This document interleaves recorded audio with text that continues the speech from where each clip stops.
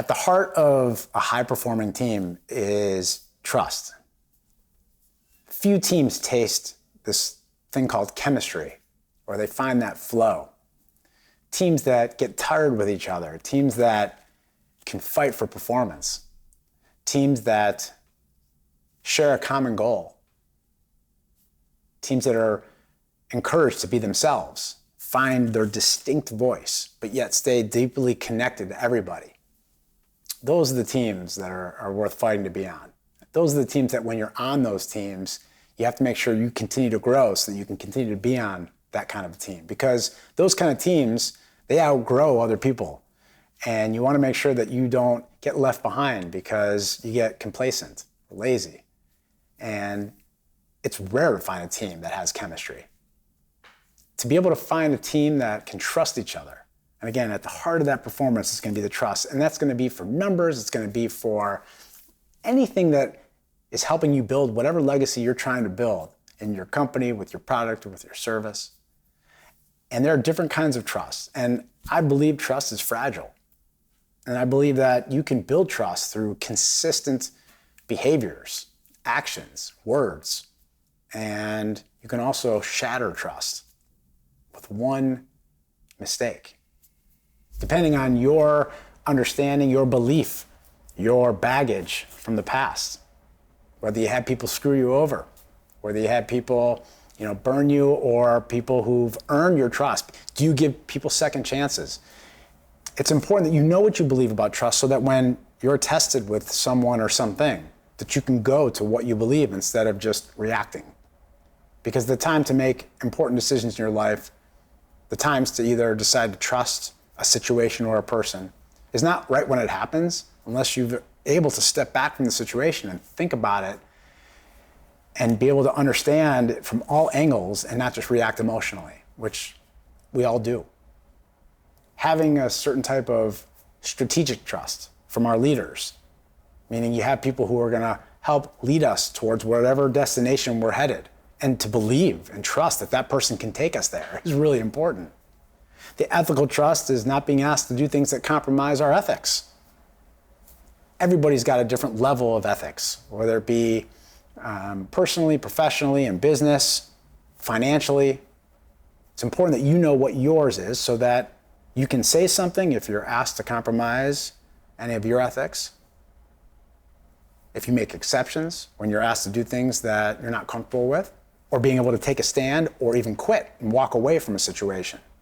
Because ethical trust is very meaningful to you, and you're not going to put up with anyone asking you to do anything that compromises your ethics. Personal trust and being able to trust yourself. I don't think anyone should trust themselves. We're all weak. We're all weak in the moment. Our energy gets sapped up during the day, whether it be at work, mentally with things that we're dealing with financially or with our families, whether you're in school or whether it's a tough boss.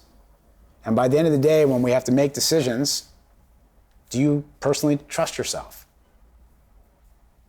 I believe that we're constantly tested on a daily basis, and you should never trust you. That's why having people in your life, having truth tellers, having mentors and coaches is so important. Today, more Fortune 500 and Fortune 100 companies have coaching as a normal part of their expenses because they know that people can't do it by themselves. And there's just so much change going on that we all need someone in our life to hold us accountable, someone in our life to help us do what we can do. And if you don't have that in your life, seek that out. And know that you want to work towards personal trust, but you should never give it to yourself fully 100%. Usually when you feel like you can, that's right when you fail. That's right when you fall. Whether it's something that you're trying to overcome personally, it could be eating habits, it could be something personal. They say people live 3 types of lives. They live a public life out in the open, they live a private life at home, and they live a secret life behind closed doors. So you know what kind of life you're living. And if you're trying to overcome any obstacles or challenges you have in your life to become a better person, you have to be able to trust yourself to some extent, but also put safeguards and guardrails into your life to protect yourself against yourself. Lots of levels of trust. It starts with you knowing what you believe about trust and being able to take the baggage from your past and be able to reevaluate where you are today and make sure that your beliefs don't make you behave a certain way because of something that happened 10 years ago. I hear people say all the time that I'm not going to trust anyone until they earn my trust. You can be sure that person has been burned hard by someone in the past. I personally believe I should trust first. When I have people that started my company, I always give them full trust. Sometimes I'm a little naive to it. And I give second chances, and I've been burned. But I don't change who I am because of that. I tend to see the good in people, sometimes too much. That's my issue. What do you believe? And getting clear on that belief system, writing that down, getting clear on it, seeing where it shows up in your life, reflecting on that, adjusting it. Just because your parents, just because you learned something in school, just because your friends were always a certain way, doesn't mean that that's how you have to be today. And so getting clear on what you believe and why you believe it is critical, especially when it comes to something as complicated as trust, because there are so many ways to define it and so many ways to explain it and so many ways that it shows up in your life, in relationships, at work, personally, your family.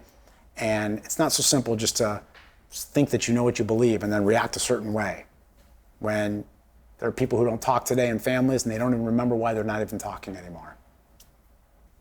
So get clear on what you believe about trust and know that it's at the heart of performance, personally and professionally.